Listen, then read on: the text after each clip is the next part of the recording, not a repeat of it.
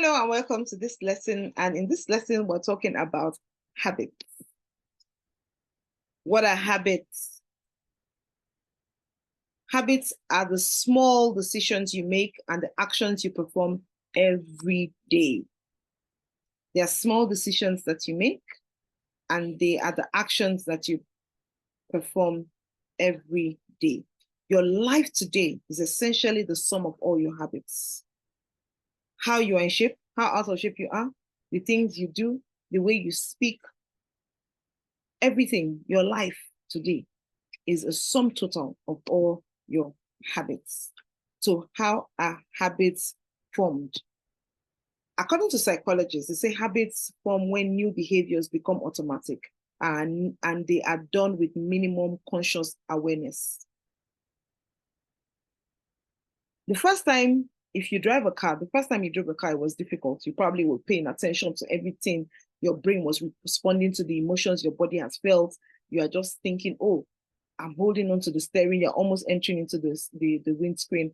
But when you have done it long enough, that's what they call neuroscience. When you have done it long enough, it becomes neuroplasticity. It now forms a neural pathway in your brain. And so you do it so many times that you now become unconscious. Some people say it takes 21 days to form a habit. Some people say it takes more. But doing something consistently wires your brain to do it unconsciously. So that's how habits are formed.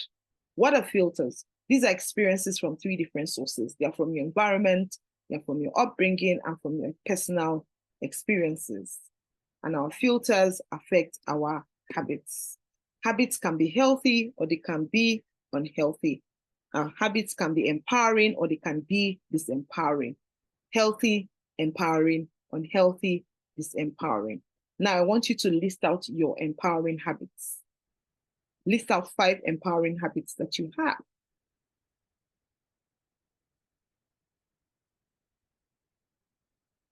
Now list out 5 disempowering habits that you have.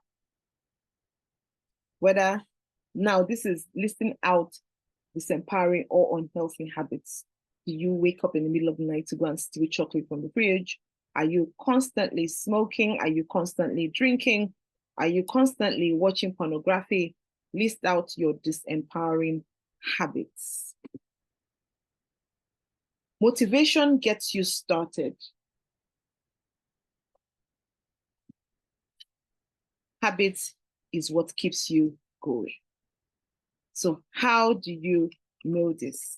You must know that there is a difference between a goal and a habit. Number 2, start with small changes. Begin with very little changes in that new habit that you're trying to change. Number 3, update your environment.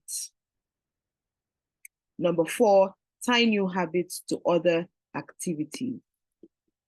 Number 5, some practice is better than no practice. It's better for you to even try, do a little, than for you to say you are not doing at all. Number 6, tell someone you are starting a new habit, and this is mostly for accountability's sake. Not because you're trying to report yourself, it's so that it helps you stay accountable. When you need to change, you remember that, oh, you have told somebody that you are doing this, and you will find yourself actually doing them. And accountability is great for you when you are trying to stay on the sobriety journey. The next one is track your habits. Understand your habits. A journal will help you with this. I kept talking about journals in this course because journaling is important. It helps you see your patterns. It helps you recognize your patterns. It helps you track your habits. So get a habits journal. It will help you.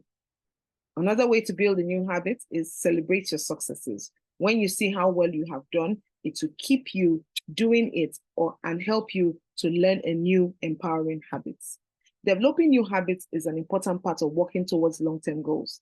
For example, if the goal is improving your health, can't be achieved without habits such as eating healthy or exercising. So creating a habit plan will help you get started. Step 1, connect your new habits to an existing habit. This is how you actually create new habits. Tying new habits to things you already do is an effective way to make them part of your routine. Instead of planning to go for a walk later, plan to go for a walk immediately after dinner every evening.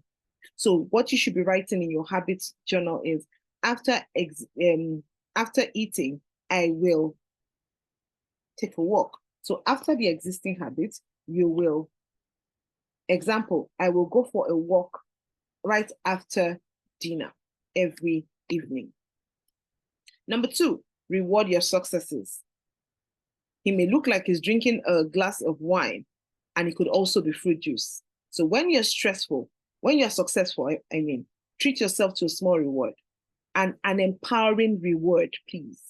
Very importantly, an empowering one. Don't go and say, oh, I've done well, let me go and smoke marijuana now. No. Oh, I've been sober for 6 months, let me just drink 1 bottle of wine, or let me go and drink marijuana and smoke marijuana or smoke something. No. Treat yourself to a small, healthy reward. Rewards should not contradict your habits. You see what I wrote there? That's why I said an empowering one. Let it not contradict. Don't say, oh, I've been trying to stop smoking. I've not smoked for 6 months. Let me just take 1 drag of marijuana. No, that's not what we're saying. And they should be something you can do regularly. Even small rewards will reinforce a new habit. So it's important to get a habit tracker. Thank you very much, and see you in the next lesson.